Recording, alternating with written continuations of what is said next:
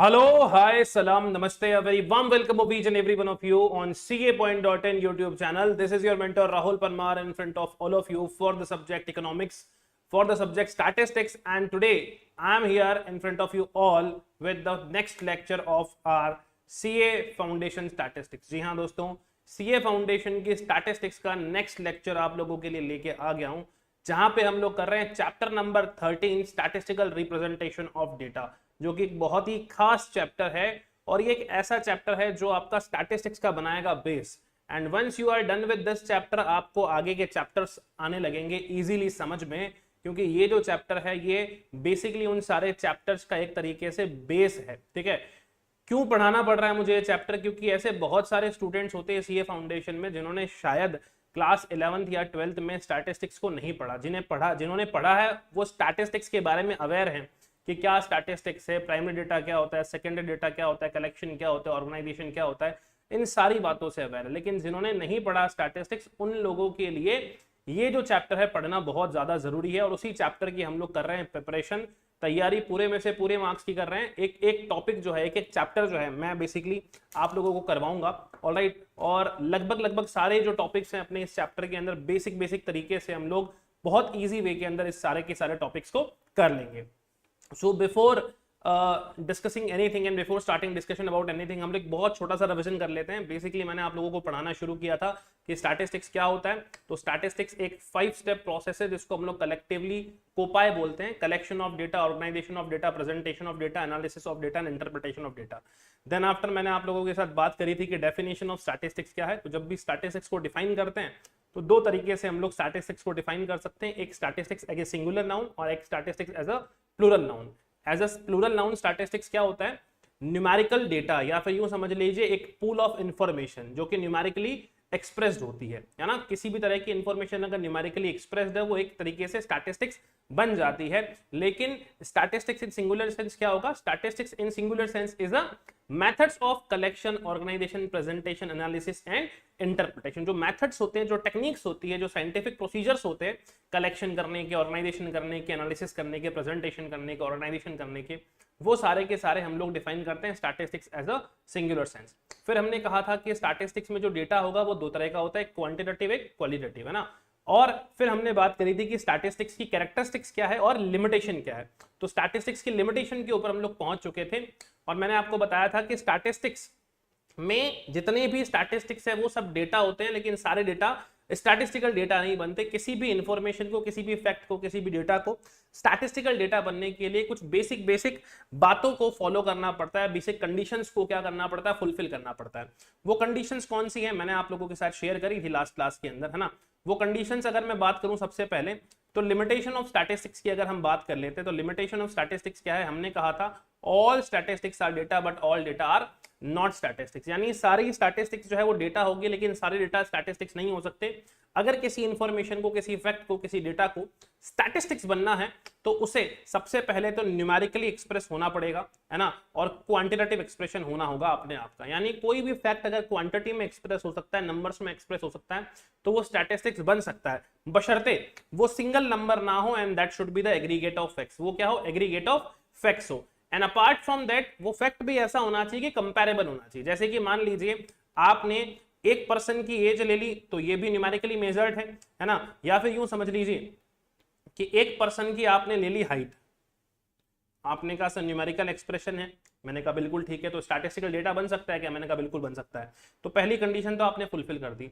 अब दूसरी कंडीशन में आपने कहा सर एग्रीगेट ऑफ फैक्ट्स है, तो मैं ले लेता हूं सर वेट, अकेला एक नंबर नहीं है मेरे पास, दो नंबर है। तो किसी की मान लो आपने हाइट ली 6 फीट और किसी का वेट लिया मान लीजिए आपने 50 kg, है ना। अब ये दो नंबर भी हैं, ये न्यूमेरिकली एक्सप्रेस भी है, दो कंडीशन तो फुलफिल करते हैं, लेकिन ये तीसरी कंडीशन फुलफिल नहीं कर रहे हैं क्योंकि ये दोनों होमोजीनियस नहीं, कंपैरेबल नहीं है। आप हाइट को और वेट को कंपेयर नहीं कर सकते, है ना। हाइट को हाइट के साथ में कंपेयर कर सकते हो, क्या कर सकते हो? हाइट को हाइट के साथ कंपेयर कर सकते हो और वेट को वेट के साथ कंपेयर कर सकते हो, है ना। जैसे कि मान लीजिए आपने ए का वेट ले लिया और बी का वेट ले लिया कि ए का वेट 50 kg है, बी का वेट 60 kg है, दिस इज कंपेरेबल। तो ये क्या हो गया? एक तरीके से न्यूमेरिकली एक्सप्रेस भी हो गया, है ना, क्लियर। फिर दो भी हो गया यानी एग्रीगेट ऑफ फैक्ट्स भी हो गया और साथ ही साथ में कंपेरेबल भी हो गया, होमोजीनियस भी हो गया, क्योंकि दोनों ही लोगों का क्या लिया हम लोगों ने? वेट लिया है। तो ये बात आप लोगों को बहुत ज्यादा इंपॉर्टेंटली क्या रखनी है सर, ध्यान में रखनी है। फिर हमने थोड़ी सी और आगे बातें करी थी और मैंने कहा था कि आईसीए का मॉड्यूल का जो कंटेंट है वो भी आपको फॉलो करके चलना है, बेसिक बातें भी बताऊंगा जो बहुत इजी फॉर्मेट के अंदर आप लोग समझ पाओ, और साथ ही साथ में जो मॉड्यूल का कंटेंट है उसे भी आप लोगों को लेके चलना है, ठीक है। तो मॉड्यूल के कंटेंट में हम लोगों ने बात करी थी, देखो सर स्टैटिस्टिक्स सिर्फ एग्रीगेट्स के साथ डील करता है, एक इंडिविजुअल पर्सन के रिलेटेड या एक इंडिविजुअल नंबर किसी स्टैटिशियंस के लिए कोई वैल्यू एडिशन नहीं करता, है ना। जो भी पर्सन स्टैटिस्टिकल इंक्वायरी कंडक्ट कर रहा है उसको हमेशा ग्रुप्स में नंबर चाहिए होते हैं, इंडिविजुअल नंबर की उसके लिए कोई इंपॉर्टेंस नहीं है। फिर हमने कहा था क्वांटिटेटिव डेटा से कंसर्न है, क्वालिटेटिव डेटा कभी भी बेसिकली स्टैटिस्टिकल डेटा नहीं बनेगा बशर्ते या अनटिल अनलेस कि वो नंबर्स में प्रेजेंट ना हो पाए, है ना। जैसे मैंने कहा हमारे यहाँ 50 लोग हैं, उनमें से कुछ लोग मैरिड है कुछ लोग अनमैरिड हैं, ये हमारा इंफॉर्मेशन नहीं है। हम अगर ये बात कर ले मैरिड कितने हैं अनमैरिड कितने हैं तो ये हमारी क्वांटिफिकेशन हम लोगों ने कर लिया उस क्वालिटेटिव डेटा का। या फिर मान लीजिए एक कॉलेज है, ठीक है ना, इंटरनेशनल कॉलेज है जहाँ इंडियंस भी पढ़ते हैं, ऑस्ट्रेलियन भी पढ़ते हैं, ओके, अमेरिकन भी पढ़ते हैं, चाइनीज भी पढ़ते हैं, सब लोग पढ़े, डिफरेंट डिफरेंट नेशनलिटी के लोग वहां पे आके पढ़ रहे हैं, ठीक है। अब हमें ये पता करना ये जो सारी चीजें हैं ये क्या होगा, ये एट्रीब्यूट्स होगा, यानी क्वालिटेटिव इन्फॉर्मेशन हो गई किसी पर्सन से रिलेटेड। अब अगर हम इसको न्यूमेरिकली एक्सप्रेस कर दें, जैसे कि मान लीजिए इंडियंस कितने हैं, ऑस्ट्रेलियन कितने हैं, ब्राजीलियन कितने हैं, श्रीलंकन कितने हैं, चाइनीज कितने हैं, है ना, जापानीज कितने हैं, ये अगर कर दे तो this will be the numerical expression of x, यानी उनकी फ्रीक्वेंसी हो जाएगी। अब इसके ऊपर हम लोग फर्दर स्टैटिस्टिकल एनालिसिस कर सकते हैं, ठीक है। तो क्वांटिफिकेशन होना चाहिए। फिर हमने बात करी स्पेसिफिक सेट ऑफ कंडीशंस पे अगर कोई डेटा कलेक्ट होगा, ठीक है ना, तो वो स्पेसिफिक सेट ऑफ कंडीशंस के ऊपर ही पॉसिबल है। अगर उस कंडीशंस में कोई चेंज आएगा तो स्टैटिस्टिकल डेटा के बेसिस के ऊपर जो कंक्लूजन हम लोगों ने ड्रॉ किए उनमें भी चेंजेस आएंगे। देन जो थ्योरी ऑफ स्टैटिस्टिकल इन्फ्रेंसेस होती है, यानी कंक्लूजन की जो थ्योरी होती है वो रैंडम सैंपलिंग के ऊपर बेस्ड होती है, ठीक है। तो रैंडम सैंपलिंग के जो प्रोसीजर्स हैं वो प्रॉपर्ली फॉलो करने के हैं, जरूरी है। इसके ऊपर मैंने बात करी थी कि सैंपलिंग से रिलेटेड काफी सारी चीजें हैं जिसके बारे में मैं आप लोगों से आगे डिस्कशन करूं, ठीक है। तो जो फाइनल कंक्लूजन के ऊपर हम लोगों ने बात करी थी, तो ये 3 फाइनल कंक्लूजन तो बहुत बेसिक है कि स्टडी ऑफ न्यूमेरिकल फैक्ट्स है। आज बहुत एक फन लविंग चीज बताने वाला हूं आप लोगों को, न्यूमेरिकल फैक्ट्स की स्टडी ही स्टैटिस्टिक्स है, प्लस ये एग्रीगेट्स होना चाहिए और डेटा होमोजीनस होना चाहिए और यूनिफॉर्म होना चाहिए। ये बात भी मैंने आप लोगों के साथ डन कर दी थी। अब जो एक बात हम लोग कर रहे हैं वो है कि स्टैटिस्टिक्स जो है कैन बी मिसयूज, है ना, स्टैटिस्टिक्स का मिसयूज हो सकता है। क्या हो सकता है, स्टैटिस्टिक्स का मिसयूज हो सकता है। बहुत इंपॉर्टेंट सी टर्म है कि लोग स्टैटिस्टिक्स का और स्टैटिस्टिक्स की टेक्निक का इस्तेमाल मिसयूज करने के लिए, इल्यूजन्स क्रिएट करने के लिए क्या कर सकते हैं, काम ले सकते हैं। ऐसे बहुत सारे एग्जांपल्स हैं, मैं उनमें से एक आध एग्जांपल आज आप लोगों के साथ शेयर करने वाला हूं, ठीक है ना। कि स्टैटिस्टिक्स पे आंख बंद करके भरोसा कर लेना is not the good thing. Statistical data होंगे या फिर स्टैटिस्टिकल टेक्निक होगी, वो लोगों को भ्रमित करने के लिए, एक बायसनेस क्रिएट करने के लिए यूज की जा सकती है, ठीक है, clear. It can be used by any person, क्या लिखा है, it can be misused by any person to support any pre-drawn conclusion or any type of conclusion he likes। जैसा भी कंक्लूजन उसे पसंद है वैसा कंक्लूजन ड्रॉ करने के लिए लोग स्टैटिस्टिक्स का इस्तेमाल कर सकते हैं। अब इसका एक बहुत सिंपल सा मैं आप लोगों के साथ में एक एग्जांपल शेयर कर रहा हूं। जैसे कि ये जो बेसिकली इमेज आप मेरे यहाँ पे देख सकते हो, ठीक है ना, ये जो इमेज आप लोग देख पा रहे हो, इसी इमेज को बेसिकली मैं बता रहा हूं। देखो क्या लिखा है यहाँ पे, percentage of Americans that identify as Christians, है ना। अमेरिका के ऐसे कितने परसेंट लोग हैं जो कि क्रिश्चियंस हैं, ठीक है। अब अगर तुम लोग एक्चुअल नंबर्स देखोगे ना तो ये 77% लिखा है। What is it, it is 77% कि ठीक है सर 2009 के अंदर, है ना, 2009 के अंदर, मैं थोड़ा जूम कर लेता हूं इसको, कि 2009 के अंदर कितने लोग थे, 2009 के अंदर लगभग 77% लोग थे और 2019 के अंदर 65% लोग।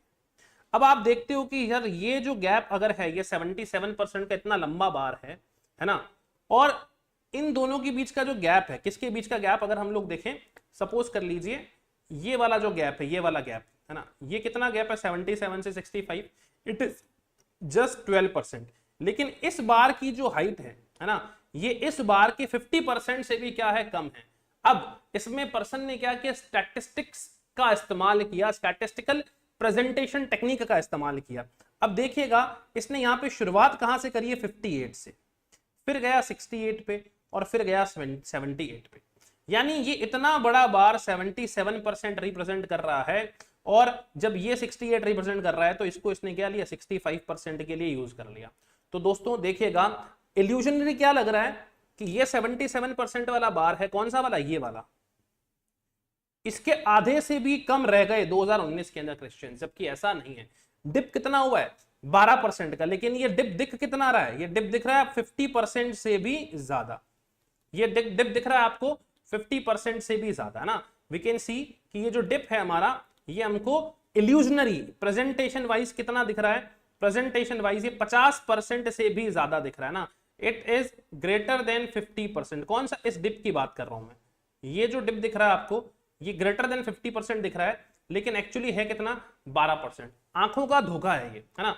अगर मैं यही बार कुछ ऐसा बनाता, है ना, अगर मैं यही बार कुछ ऐसा बनाता, किस तरीके से? कुछ इस तरीके का बनाता। अगर जीरो से शुरू करता, है ना, यहां जीरो से अगर शुरू होता, तो ये मेरा बार किस तरह का होता? सर मान लीजिए ये 78% का ये बार होता। अगर ये जीरो से शुरू होता तो यहाँ पे कुछ ये 78% होता, और दूसरा बार क्या होता था? 68%, कुछ इतना होता। तो मान लीजिए ये 65% कुछ इतना होता। तो ये जो गैप है ना, ये 50% नहीं दिखता, लेकिन हमने क्या किया? इस बेस को, ये जो बेस लाइन है ना, इसको हम लोगों ने यहाँ शिफ्ट कर दिया। तो अब ये जो गैप है ना, ये बहुत बड़ा दिख रहा है। तो यहाँ क्या किया है? ये न्यूज चैनल्स वगैरह या बाकी बहुत सारे लोग, पॉलिटिक्स के अंदर जनरली स्टैटिस्टिक्स का बहुत गलत तरीके से इस्तेमाल किया जाता है। तो स्टैटिस्टिक्स को हम लोग मिसयूज करने के लिए भी क्या कर सकते हैं? यूज कर सकते हैं। सो क्या लिखा है देखो, in the image above we can see a graph showing 77% of Christians Americans in 2019, a number that decreased to 65% in 2019. Now if the issue here is not obvious enough, we can see that y-axis in this chart starts from the 58%. कहां से शुरू हो रहा है? 58% से, and ends at 78%. कहां end हो रहा है? ये 78%, making the 12% drop from 2009 to 2019. कोई दिक्कत नहीं है ना। 2009 से 2019 में 50% डिप नहीं आया, सिर्फ 12% आया। Okay, looks way more significant than it actually is. ये जो दिख रहा है सामने आपको 50% से ज्यादा का डिप दिख रहा है, लेकिन है कितना? सिर्फ और सिर्फ 12% का। तो एक तरीके से मिसयूज किया गया है कि लोग क्या समझेंगे कि पहले लोगों को वजन ज्यादा दिमाग में रहता है ना। प्रेजेंटेशन जो होता है, ग्राफ्स होते हैं, पिक्चर्स होती है, वो ज्यादा दिमाग के अंदर रहती है, ठीक है। तो पिक्टोरियल ये दिख रहा है आपको कितना? 50% से ज्यादा क्रिश्चियंस कम हो गए, जबकि ऐसा हुआ नहीं, सिर्फ 12% क्रिश्चियंस जो है वो डाउन हुए हैं, है ना, या ड्रॉप हुए हैं इस ड्यूरेशन के अंदर। ओके, सो इस तरीके से स्टैटिस्टिक्स को मिसयूज भी किया जा सकता है, ठीक है। फिर हम बात करते हैं कि जो स्टैटिस्टिक्स है उसका इस्तेमाल कहां करना है, या जनरली कौन यूज कर सकते हैं उसका इस्तेमाल? एक्सपर्ट से यूज कर सकते हैं, है ना। क्लियर? जनरली स्टैटिस्टिक्स के ऊपर एक सेइंग है, statistics in the hand of inexpert, ठीक है ना। It's something like you are leaving a patient in an operation theatre, है ना, in the hands of an inexpert surgeon. तो सोच के देखो, एक एक्सपर्ट सर्जन होगा और एक इन एक्सपर्ट सर्जन होगा। तो एक्सपर्ट सर्जन सारी तरीके से प्रॉपर्ली ध्यान रखेगा, है ना, और एक इन एक्सपर्ट सर्जन हो सकता है पेट के अंदर कैंची छोड़ के आ जाए, सिजर्स छोड़ के आ जाए। तो ऐसा ही स्टैटिस्टिक्स के साथ भी होता है कि अगर किसी इन एक्सपर्ट के हाथ में स्टैटिस्टिकल डेटा लग जाए तो वो उससे कुछ भी बना सकता है। He can make a god as well, he can make devil out of it, कुछ भी हो सकता है। तो statistical techniques are not very simple and can not be used by every layman. It requires special knowledge to apply and use the statistical technique and solve any problem. Hence these techniques can only used by expert. तो बहुत simple सी बात है, MCQs आएंगे इसके ऊपर सीधे सीधे आपको टिक लगाना है. फिर बात करनी कि स्टैटिस्टिकल रिजल्ट जो होते हैं वो एवरेज पे ही ट्रू होते हैं ना. अब इसके लिए बहुत सिंपल सी चीज है, जैसे कि मान लीजिए हम बोलते हैं कि इंडिया की जो पर कैपिटा इनकम है, पर कैपिटा इनकम कितनी है, मान लीजिए 1 लाख रुपए. अब पर कैपिटा इनकम निकलती कैसे? पर कैपिटा इनकम निकलती है national income upon total population, है ना, national income upon total population. तो national income upon total population किया, मान लीजिए ले निकल रही 1 लाख रुपए. तो सोच के देखिए 1 लाख रुपए पर एनम का मतलब है मोटा मोटा 1% लगभग साल का 8,000 रुपए के, महीने का 8,000 रुपए के आसपास कमाता होगा. 8,000 8,500 के आसपास कमा रहा होगा. और ऐसे बहुत सारे लोग होंगे. लेकिन सोच के देखिए क्या इसका मतलब यह है क्या कि सब लोग ही 1 लाख रुपए कमा रहे हैं, सबकी अर्निंग बराबर 1 लाख नहीं sir. There is a huge deviation among the actual data and this average. Average भले 1 लाख आया हो, कई लोग ऐसे भी हैं जो दिन के 100 रुपए भी नहीं कमा पाते, यानी महीने का 3,000 रुपए, यानी साल का 36,000 रुपए. और कई लोग ऐसे हैं जो एक मिनट करोड़ों रुपए कमा रहे हैं, अंबानी अडानी जैसे लोग. ठीक है, तो ये कहना बिल्कुल गलत है कि सबकी इनकम 1 लाख रुपए है. हाँ, ये कह सकते हैं on an average her Indian की इनकम 1 लाख रुपए है. तो एवरेज के ऊपर आंख मूंद करके विश्वास कर लेना क्या है सर, बहुत गलत है. तो जो स्टैटिस्टिकल रिजल्ट्स होते हैं, जैसे कि मान लो हमने बोला कि इंडिया की पर कैपिटा इनकम सपोज कर लीजिए 1 लाख है, तो है ठीक है, ये एवरेज तक बात ठीक है. लेकिन ये कंक्लूड कर लेना कि सबकी इनकम 1 लाख रुपए होगी, ये क्या है, बहुत गलत है. जैसे कि हम लोगों ने बोल दिया कि नॉर्थ इंडिया के अंदर एवरेज पर्सन की जो हाइट होती है वो 5.5 से 6 फीट के आसपास होती है.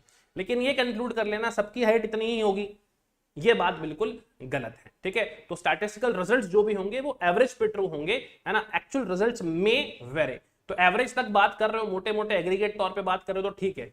हर पर्सन, जैसे कि मान लीजिए इसके ऊपर एक बहुत सिंपल सी बात है कि जस्ट सपोज कर लीजिए कि एक नदी बह रही थी, है ना, एक नदी बह रही थी। अब उस नदी यहां से ऐसे शुरू होती है, यहां से बिल्कुल डीप होता है और यहां से अपने पास में इस तरीके की चीज थी, ठीक है ना। अब एक फैमिली जा रही थी, क्या जा रही थी, एक फैमिली जा रही थी। मान लीजिए नदी जो है यहां से, ये मान लीजिए 8 फीट गहरी है, ठीक है ना, यहां से ये 3 फीट गहरी है और यहां से ये 1 फीट गहरी है, ठीक है ना। अब किसी पर्सन बेसिकली वहां से जा रहा था, है ना, और एक फैमिली खड़ी थी 5 बच्चों की, है ना, 5 बंदों की या 4 बंदों की फैमिली खड़ी थी। एक छोटा बच्चा, एक बड़ा बच्चा, एक और बड़ा बच्चा, है ना, मतलब 2 मियाँ बीवी होंगे, इस तरीके से 4 जने थे, है ना। तो एक मियाँ जी, एक बीवी जी और इनके 2 बच्चे, ठीक है। अब सबसे जो छोटा बच्चा था उसकी हाइट थी 2 फीट और सबसे भाई साहब बड़े थे उसकी हाइट थी 6 फीट, है ना, क्लियर। तो मिनिमम जो हाइट वाला पर्सन था वो यहाँ पे 2 फीट था और मैक्सिमम हाइट वाला पर्सन 6 फीट था। अब किसी ने इनसे पूछा कि भैया नदी की हाइट क्या है, तो उस पर्सन ने क्या बोले, 1, 3 और 8 इसको कंबाइन किया, 8 + 3 + 1, है ना, क्या किया, 8 + 3 + 1। उसको पता था लगभग ऐसा है, ठीक है ना, 8, 9, 10, 11, 12 डिवाइडेड बाय 3 कर दिया। उसने क्या बोल दिया, 5 फुट, ठीक है, कि भैया इस नदी की एवरेज हाइट 4 फीट है। क्या बोला उसने, एवरेज हाइट 4 फीट, है ना। तो जो लंबा वाला बंदा बोलता है कि ठीक है ना, कि बच्चे को एक को मैं ले लेता हूँ, एक को तुम ले लो, है ना, एक बच्चे को मैं ले लेता हूँ, एक बच्चे को तुम ले लो, दोनों बच्चे हमारी गोद में आ जाएंगे और हम दोनों ही 4 फीट से तो बड़े हैं, ये 6 फीट की है और ये 5 फीट की है ना, मतलब बंदा खुद 6 फीट का और बंदी जो थी उसके साथ में उसकी वाइफ थी वो 5 फीट की थी, ठीक है। अब ये लोग इस तरीके से नदी में उतर गए। अब जिस भले मानस ने एवरेज हाइट बताई थी वो थी 4 फीट, लेकिन ये एवरेज को समझ नहीं पाया और ये नदी में उतर गए। जैसे ही यहाँ पे पहुंचे भाई साहब ये चारों के चारों डूब गए, ठीक है ना। कहने का मतलब है जो स्टैटिस्टिकल रिजल्ट था, यानी नदी की हाइट, एवरेज हाइट 4 फीट है तो एवरेज के लिए सही थी। इसका मतलब ये नहीं कि हर 4 फीट का बंदा उस नदी को क्या कर सकता है, क्रॉस कर सकता है, ठीक है ना, क्योंकि एवरेज हाइट का मतलब स्टार्टिंग से लेके एंड तक की हाइट का एवरेज बेसिकली उस पर्सन ने कैलकुलेट कर लिया, ठीक है। तो जो स्टैटिस्टिकल रिजल्ट्स होते हैं वो एवरेज पे तो सत्य है, लेकिन हकीकत में वो रिजल्ट्स थोड़े से डिफरेंट हो सकते हैं। तो इस बात का आपको ध्यान रखना है, ये बहुत इंपॉर्टेंट सी चीज थी। ऑलराइट, चलिए अब हम बात करेंगे अपनी नेक्स्ट चीज के ऊपर, जो कि अब अपना है कलेक्शन ऑफ डेटा, है ना। तो अगर आप लोग ICA का मॉड्यूल ओपन करोगे तो उसमें जो नेक्स्ट चीज आपको दिख रही है वो है सर कलेक्शन ऑफ डेटा। बहुत इंपॉर्टेंट सी चीज है, मैंने आप लोगों को कहा था स्टैटिस्टिक्स होता क्या है, statistics is a 5 step process और इसकी शुरुआत होती है कहां से, कलेक्शन ऑफ डेटा से, है ना। सबसे पहली चीज होती है डेटा, ठीक है। ऑल्दो छोटी मोटी बात मैं इसके ऊपर कर चुका हूं, ठीक है। अब यहाँ सबसे इंपॉर्टेंट सी चीज है कि जब तक डेटा आएगा नहीं तब तक हम उसका क्या ऑर्गेनाइजेशन करेंगे, क्या प्रेजेंटेशन करेंगे, क्या एनालिसिस करेंगे। तो जो सबसे इंपॉर्टेंट चीज है डेटा, तो आपको ये पता होना चाहिए कि sir what is statistical data, data होता क्या है, किसे कहते हैं डेटा, है ना। तो मान लीजिए कोई एक इवेंट हो गया, एक बस एक्सीडेंट हो गया, है ना, और उसी के अंदर कुछ लोगों की डेथ हो गई। जैसे कि मान लीजिए आज ही, ठीक है, 2 ट्रेन्स जो हैं बेसिकली टकराई हैं, ठीक है, मेरे ख्याल से वेस्टर्न साइड के अंदर, ठीक है। तो वहां पे जब 2 ट्रेन्स बेसिकली आपस में टकरा गई तो वहां पे न्यूज आ रही कि आज 6 बंदों की डेथ हो गई, 10 बंदों की डेथ हो गई, 50 बंदों की डेथ हो गई, ऐसा। तो एक इवेंट हुआ ट्रेन एक्सीडेंट और उसमें कितने लोगों की डेथ हुई। तो ये नंबर ऑफ डेथ जो है इन दिस ट्रेन इवेंट, ये आपके लिए एक इन्फॉर्मेशन है। इससे पहले भी एक ट्रेन एक्सीडेंट हुआ था, उसमें कितने लोगों की डेथ हुई थी, है ना, क्लियर, जहां पे ड्राइवर्स जो थे वो मैच देख रहे थे और चल गई थी, सारे के सारे लोको पायलट जो मैच देख रहे थे। तो इस तरह की सिचुएशन, तो किसी भी तरह का इंफॉर्मेशन जिसमें नंबर्स अवेलेबल है यानी न्यूमेरिकल एक्सप्रेशन ऑफ फैक्ट है, वो डेटा है, ठीक है। तो quantitative information about some particular characteristics under consideration, जो भी कैरेक्टरिस्टिक्स हम लोग कंसिडर कर रहे हैं, मान लीजिए अगर हम लोग एवरेज हाइट निकालना चाहते हैं, तो एवरेज जब हाइट निकालोगे तो जितने भी लोगों की हाइट आपके पास में आपने कलेक्ट करी, उनकी हाइट आपने इंक्वायर करी, तो वो जो हाइट का डेटा आपके पास में, हाइट की इंफॉर्मेशन है, वो क्या है आपके लिए, डेटा है, ठीक है। अब ये जो कैरेक्टरिस्टिक्स है, ये जो कैरेक्टरिस्टिक्स की बात कर रहे हैं, quantitative information about some characteristics, ये कैरेक्टरिस्टिक्स अंडर कंसीडरेशन, ये कैरेक्टरिस्टिक्स क्वालिटेटिव भी हो सकता है, क्वांटिटेटिव भी हो सकता है, लेकिन हम सिर्फ क्वांटिटेटिव कैरेक्टरिस्टिक्स को स्टैटिस्टिक्स के अंदर बेसिकली यूज करते हैं, क्वालिटेटिव कैरेक्टरिस्टिक्स को हम लोग जनरली एंटरटेन नहीं करते। जब क्वालिटेटिव कैरेक्टरिस्टिक्स को एंटरटेन नहीं करते तो क्या ये डेटा बन सकता है, बन सकता है, लेकिन सिर्फ और सिर्फ जब इसका हम लोग न्यूमेरिकल एक्सप्रेशन करते हैं, ठीक है ना। However we need to convert the qualitative information to quantitative information. आपको करना क्या पड़ेगा, इस क्वालिटेटिव इंफॉर्मेशन को क्वांटिटेटिव इंफॉर्मेशन में कन्वर्ट करना पड़ेगा by providing numerical description to the given characteristics. कोई भी गिवन कैरेक्टरिस्टिक्स है उसको न्यूमेरिकल डिस्क्रिप्शन दे दो क्लियर। सो वो डेटा क्वांटिटेटिव बन जाएगा और क्वांटिटेटिव बनते ही वो स्टैटिस्टिकल डेटा बनने के लिए एलिजिबल हो जाएगा। तो बहुत सिंपल सी चीज थी। डेटा क्या होता है? एनी सॉर्ट ऑफ इंफॉर्मेशन, कोई भी quantitative information, okay, about the characteristics under consideration या characteristics under study, that is called as data. ये डेटा क्वांटिटेटिव भी हो सकता है और क्वालिटेटिव भी हो सकता है। अब यहां एक बात देखिएगा, जो अपना डेटा है ना, जो डेटा क्वांटिटेटिव होता है ना, और जो डेटा क्वालिटेटिव होता है, तो जो क्वांटिटेटिव डेटा है, इस क्वांटिटेटिव डेटा को हम लोग बोलते हैं वेरिएबल। क्या बोलते हैं? वेरिएबल। और जो क्वालिटेटिव डेटा है इसको हम लोग बोलते हैं एट्रीब्यूट। क्या बोलते हैं? एट्रीब्यूट। अब हमारे पास में दो बातें हैं, एक कि क्वांटिटेटिव वेरिएबल्स क्या होते हैं, एक क्वालिटेटिव वेरिएबल्स क्या होते हैं। Any sort of fact, figure और finding which is capable of being expressed in numbers, that is called as qualitative data। यानी किसी भी तरह का फैक्ट, किसी भी तरह की फाइंडिंग, किसी भी तरह की इंफॉर्मेशन अगर आप उसको नंबर्स में एक्सप्रेस कर सकते हो तो that is called as qualitative data. लेकिन अगर आप उसको नंबर में एक्सप्रेस नहीं कर सकते तो उसको हम लोग बोलेंगे क्वालिटेटिव डेटा। ऑलराइट, बहुत बेसिक सी चीज है, ध्यान रखिएगा। तो जो फर्स्ट चीज अब हमें समझनी है वो क्या है कि सर वेरिएबल क्या होता है, what is a variable. Variable word बना कहां से? वेरे से। ये वेरी नहीं है, वेरे है ना। यानी पर्सन टू पर्सन या object to object, place to place जब इंफॉर्मेशन चेंज हो रही है तो उसे हम लोग बोलते हैं वेरे, यानी वो इंफॉर्मेशन वेरी कर रही है ना। जैसे पंजाब में वीट का प्रोडक्शन कितना हुआ 2020 में, हरियाणा में कितना हुआ, उत्तर प्रदेश में कितना हुआ, तो तीनों चीजें वेरी करेगी। तो नंबर्स में जो चीज एक्सप्रेस हो रही है यानी वीट का प्रोडक्शन, ये तीनों प्लेसेस पे वेरी कर रही है, इसलिए हम लोग इसको क्या बोलते हैं? वेरिएबल बोलते हैं। ठीक है, तो वेरिएबल है क्या दोस्तों? Quantitative characteristics is known as a variable. That is, variable क्या है? Measurable quantity. कोई भी मेजरेबल क्वांटिटी है उसे हम लोग क्या बोलते हैं? वेरिएबल बोलते हैं। अब ये जो वेरिएबल है ये डिस्क्रीट भी हो सकता है और कंटिन्यूअस भी हो सकता है। तो दो चीजें हैं, डिस्क्रीट और कंटिन्यूअस। किसे कहते हो डिस्क्रीट वेरिएबल, किसे कहते हो कंटिन्यूअस वेरिएबल, इस बात को सोच समझ के रखना और बहुत अच्छे से दिमाग के अंदर बैठा लेना, क्योंकि यही जो डिस्क्रीट और कंटिन्यूअस वेरिएबल के ऊपर हमारे पास में आगे दो तरह की सीरीज भी आएगी। ठीक है, अब डिस्क्रीट वेरिएबल क्या होते हैं और कंटिन्यूअस वेरिएबल क्या होते हैं, ये सोचने वाली हमारे लिए बात है और समझने वाली बात है। ठीक है, तो डिस्क्रीट वेरिएबल क्या है और कंटिन्यूअस वेरिएबल क्या है। दोस्तों ध्यान दीजिएगा, डिस्क्रीट वेरिएबल का मतलब हो गया ऐसे वेरिएबल जो जनरली जंप्स में बढ़ते हैं और कंप्लीट नंबर्स में बढ़ते हैं, है ना। यानी मान लीजिए कोई न्यूमेरिकल एक्सप्रेशन है, जैसे कि मिस्टर या 100 लोगों के ऊपर हम लोगों ने इंक्वायरी करी, हम लोगों ने उनसे पूछा कि आपके घर में कितने बच्चे हैं। ठीक है, अगर हमको number of childrens in 100 family inquire करना है तो क्या होगा? मान लीजिए फैमिली नंबर 1 से पूछा कि miss Richa and mister Sudhanshu, do you have any child? उन्होंने कहा यस। How many? उन्होंने कहा 2। नेक्स्ट के पास गए, मिस्टर पंकज एंड मिस सुधा, ठीक है ना, mister Pankaj and Mrs Pankaj, बताइए आपके पास बच्चे हैं? तो क्या हाँ हैं। कितने बच्चे? 1 बच्चा है। ऐसे करके 100 फैमिली से इंक्वायर किया तो वो लोग क्या आंसर देंगे कि हमारे पास या तो 1 बच्चा है या 2 बच्चा है या 3 बच्चे हैं या फिर नहीं है। तो जो फिगर्स आएंगे क्या वो फ्रैक्शन में आ सकते हैं? Is there someone who can say मेरे पास 1.5 बच्चा है, मेरे पास 2.5 बेसिकली चिल्ड्रंस हैं, ऐसा पॉसिबल है क्या? The answer is absolutely no, है ना। 2.5 children is not possible thing. या 1 होगा या 2 होगा या 3 होगा, 4 होगा, 5 होगा, 6 होगा, 7 होगा, 8 होगा। सिमिलरली नंबर ऑफ व्हीकल्स, ये भी कंप्लीट नंबर के अंदर होते हैं, है ना, कभी फ्रैक्शन में नहीं होते। क्लियर? तो ये जितने भी डेटाज हैं जिनके ऊपर मैं अभी आप लोगों के साथ बात कर रहा हूँ, ये सारी जो इन्फॉर्मेशन है, ये जितने भी वेरिएबल्स पर्सन टू पर्सन ये नंबर वेरी करेगा, है ना। मिसेज एंड मिसेज वर्मा एक अलग नंबर बताएंगे, मिसेज एंड मिस्टर शर्मा अलग नंबर बताएंगे, मिस्टर एंड मिसेज अग्रवाल अलग नंबर बताएंगे, मिस्टर एंड मिसेज जैन अलग नंबर बताएंगी। तो ये जितने भी नंबर्स होंगे ये हमेशा कंप्लीट नंबर्स में होंगे, जंप में होंगे, फ्रैक्शन में नहीं होंगे, कंटिन्यूटी में नहीं होंगे।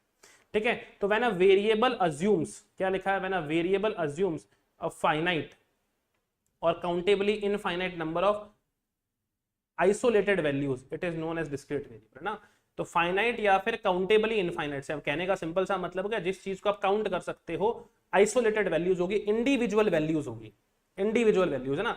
इंडिविजुअल वैल्यूज का मतलब हो गया जैसे कि नंबर ऑफ व्हीकल्स, है ना, number of vehicles,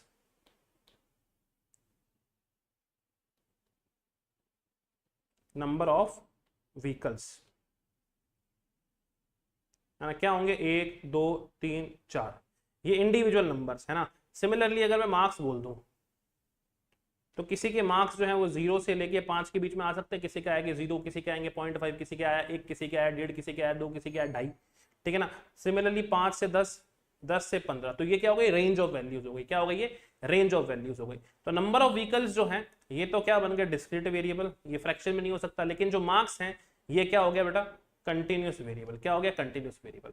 so when a variable can assume any value from a given interval और रेंज, किसी रेंज में से और किसी इंटरवल में से। अब ये क्या दिख रही है रेंज दिख रही है, ये क्या दिख रही है रेंज दिख रही है, ये क्या दिख रही है रेंज दिख रही है, लेकिन ये सारे के सारे क्या डिस्क्रीट वेरिएबल है। तो एक सर्टेन रेंज के अंदर से अगर कोई भी वैल्यू मिलती है तो ऐसे वेरिएबल्स को हम लोग बोलते हैं कंटिन्यूस वेरिएबल।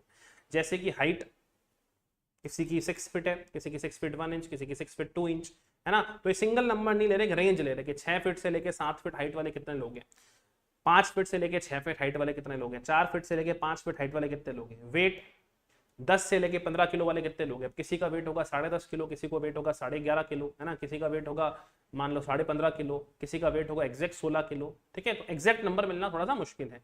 सेल्स हो गया, प्रॉफिट हो गया, तो ये जो सारे के सारे हैं these are the examples of continuous variable, alright. और डिस्क्रीट वेरिएबल के एग्जांपल्स क्या होते हैं, number of petals in a flower, एक फ्लावर में कितनी पीटल्स है, एक पंखुड़ी है, 2 पंखुड़ी, 3 है, 4 है, 5 है, लाइक दैट।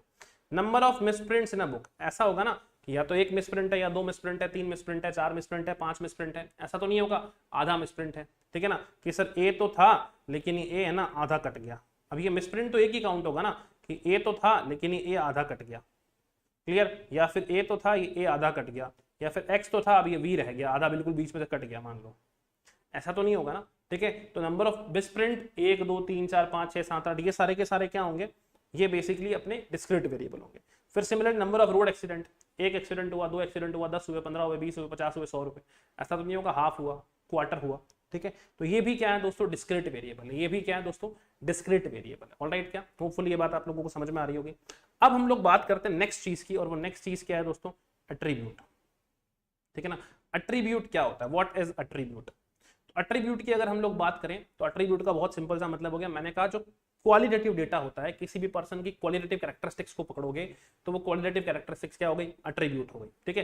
तो एट्रीब्यूट की अगर हम लोग बात करें तो एट्रीब्यूट क्या हो गया, a qualitative characteristics is known as an attribute. तो एट्रीब्यूट क्या हो गया, एक नॉन मेजरेबल क्वांटिटी हो गई, और ये क्या थी एक मेजरेबल क्वांटिटी। तो देखो अगर हम इसकी बात करें कि जो वेरिएबल है, वेरिएबल क्या थी मेजरेबल क्वांटिटी, और ये क्या है एक नॉन मेजरेबल क्वांटिटी, क्या है एक नॉन मेजरेबल क्वांटिटी। अब इस नॉन मेजरेबल क्वांटिटी को समझना है तो देखो कुछ ऐसे, gender of a baby, male है या फीमेल है, गर्ल है या बॉय है ना। Nationality of a person, Indian है, चाइनीज है, पाकिस्तानी है, बांग्लादेशी है, क्या है, ठीक है ना। कलर ऑफ अ फ्लावर, मान लीजिए मैंने कहा आप लोग किसी सेंटर पे जाते हो, आप लोगों के पास के बाद व्हीकल होगा, तो आपके व्हीकल का कलर क्या है, रेड है, ब्लैक है, व्हाइट है, येलो है ना, मरून है, what is the colour of your bike और स्कूटी और Activa, clear. So these are the attribute, ये क्या होते हैं दोस्तों एट्रीब्यूट। तो ऑलराइट क्या समझ में आ गया, फटाफट से बताइए सबको, is that clear to each and every one of you. जितने भी स्टूडेंट्स इस सेशन को देखते हैं, है ना, अगर सेशन आपको अच्छे से समझ में आ रहा है, डिटेल सेशंस ऐसे ही चाहिए, तो आप लोगों को कमेंट जरूर करना है कि yes sir we are able to get each and everything, हमको सारी चीजें मस्त तरीके से समझ में आ रही है भाई, ओके क्लियर। तो कमेंट जरूर करना है आप लोगों को, ठीक है। सेशन को शेयर जरूर करना है उन सारे दोस्तों तक जिनको बेसिक पॉइंट सारे के सारे कवर करना है, विश्वास मानिएगा बेसिक सारे के सारे मस्त तरीके से कवर करवाऊंगा। अब जो हमारे पास नेक्स्ट चीज है, क्या है दोस्तों, नेक्स्ट जो चीज है वो क्या है, क्लासिफिकेशन या फिर ऑर्गेनाइजेशन ऑफ डेटा, ठीक है। तो अभी तक हम लोगों ने क्या किया कि डेटा होता क्या है, ये बात कर ली, डेटा होता है कि इसके बाद में हम लोगों ने कहा कि डेटा है किसी भी तरह की क्वांटिटेटिव एक्सप्रेशन ऑफ फैक्ट्स, है ना। अब ये डेटा क्वांटिटेटिव भी होता है, क्वालिटेटिव भी होता है। इससे पहले हम लोगों ने स्टैटिस्टिक्स की कैरेक्टरिस्टिक्स समझ ली, है ना, उसकी डेफिनेशन समझ ली। अब जो नेक्स्ट चीज हमारे सामने शुरू होगी कलेक्शन के बाद में, है ना, कलेक्शन के बाद में जो शुरू होगी चीज बेटा वो होगी अपना क्लासिफिकेशन या फिर organisation of data. What is it, classification या फिर ऑर्गेनाइजेशन ऑफ डेटा। जब तुम डेटा को क्लासिफाई करने जाते हो, जब तुम डेटा को ऑर्गेनाइज करने जाते हो, ठीक है ना, क्लियर कि भैया डेटा हम लोगों ने उठाया, तो डेटा कैसा है हमारे पास में, तो दो तरीके से हम लोग डेटा को क्लासिफाई कर सकते हैं। एक तो भैया हमने उठाया डेटा प्राइमरी, और दूसरा है डेटा सेकेंडरी। जैसे कि मान लीजिए तुम्हारे पास में 100 स्टूडेंट्स हैं, है ना, या मेरे पास में 100 स्टूडेंट्स हैं, मैं इन सब के फादर का ऑक्यूपेशन जानना चाहता हूं, है ना। मैं चाहता हूं कि मेरे पास ये जो 100 स्टूडेंट हैं इनके पिताजी का ऑक्यूपेशन क्या है ये पता चल जाए मुझे। तो मैं इन 100 लोगों के पास जाऊंगा और मैं पूछूंगा, ए अनिल इधर आ, बता तेरे पापा क्या काम करते हैं। ए मुकेश इधर आ, बता तेरे पापा क्या काम करते हैं। रीना प्लीज कम हियर, ठीक है ना, what is the occupation of your father. ऐसे करके 100 लोग जो है मेरे पास में, उन सबसे रिलेटेड इन्फॉर्मेशन में उन लोगों से पूछूंगा। अब जब पूछ रहा हूं तो I am asking that information for the first time. जब फर्स्ट टाइम में इन्फॉर्मेशन वो उन लोगों से पूछ रहा हूं तो जो मेरे पास डेटा आया उस डेटा को किस कैटेगरी में रखूंगा, वो डेटा होगा प्राइमरी डेटा, बिकॉज उस डेटा को मैंने फर्स्ट टाइम क्या किया है, कलेक्ट किया है। किसने, इन्वेस्टिगेटर ने या किसी एजेंसी ने। कहां से कलेक्ट किया, जिस पर्सन से रिलेटेड डेटा मुझे चाहिए था। तो इस डेटा को हम बोलते हैं प्राइमरी डेटा। ऑलराइट क्या। अब अगर मैं बात करूं सेकेंडरी डेटा की, तो सेकेंडरी डेटा क्या होता है कि यार ये 100 लोग हैं मेरे पास में, है ना, मेरी क्लास में 100 बच्चे हैं। मैंने कहा क्या किया जाए यार, इनके फादर का ऑक्यूपेशन क्या है पूछा जाए। तो मैं गया क्लास टीचर के पास में, मैंने कहा भैया क्लास टीचर बताओ, ठीक है ना, कि क्या हुआ परमार जी बताओ। मैंने कहा यार ये 100 लोग हैं मेरी क्लास में, अभी इनको स्टैटिस्टिक्स पढ़ा रहा हूँ कि हाँ बिल्कुल ठीक है, मुझे इनके पिताजी क्या ऑक्यूपेशन करते हैं या क्या ऑक्यूपेशन है उनका, उससे रिलेटेड डेटा चाहिए। तो आपके अटेंडेंस रजिस्टर में जरूर होगा। उन्होंने कहा हाँ भाई साहब बिल्कुल है। मैंने कहा बस बहुत, वही अटेंडेंस रजिस्टर मुझे दे दो। अब उस अटेंडेंस रजिस्टर में नाम था स्टूडेंट्स का, उनका एनरोलमेंट नंबर था, मम्मी का नाम था, पापा का नाम था, एड्रेस था, फोन नंबर था, सब कुछ था। लेकिन मुझे सिर्फ ऑक्यूपेशन वाले कॉलम में से ऑक्यूपेशन पिक करना था और मुझे बच्चों को ये दिखाना था, देखो आप में से कितने लोगों के पेरेंट जो हैं वो प्राइमरी सेक्टर में काम करते, कितने लोगों के पेरेंट सेकेंडरी सेक्टर में काम करते हैं और कितने लोगों के पेरेंट टर्शरी सेक्टर में काम करते हैं। ठीक है, तो ये जो डेटा मैंने पिक किया किसी ऐसे पर्सन से पिक किया जिसके पास ऑलरेडी वो डेटा था। तो इस डेटा को हम बोलते हैं दोस्तों सेकेंडरी डेटा। क्या बोलते हैं, सेकेंडरी डेटा। ठीक है, तो दो तरीके के डेटा होते हैं जनरली, टाइप्स ऑफ डेटा भी बोल सकते हो इसको, है ना, और क्लासीफाई कैसे करना है डेटा को ये भी बोल सकते हो। तो टाइप्स ऑफ डेटा, दो तरह के डेटा होते हैं, एक प्राइमरी डेटा होता है और एक सेकेंडरी डेटा होता है। ठीक है ना, तो ये दो तरह के डेटा जो होंगे उसके ऊपर अभी हम लोग करेंगे चर्चा। अब मुद्दा ये आएगा कि सर प्राइमरी डेटा हो गया, इसको कलेक्ट कैसे करना है, और सेकेंडरी डेटा है तो इसको कलेक्ट कैसे करना है। तो इन दोनों के ऊपर चर्चा करूंगा मैं आप लोगों के साथ अपनी right in the next class. बने रहिएगा इस चैनल के साथ में और बने रहिएगा इस सीरीज पे।